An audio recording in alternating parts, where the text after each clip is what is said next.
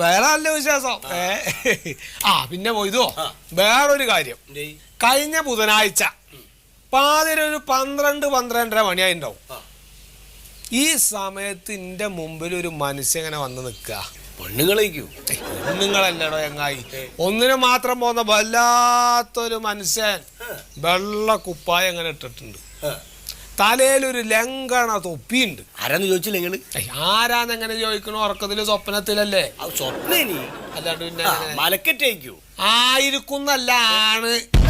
എന്നിട്ട് എന്നോട് പറഞ്ഞെന്താ അറിയാ എനിക്ക്? മകനെ ഉണരൂന്ന. എങ്ങനെ മകനെ ഉണരൂന്ന്?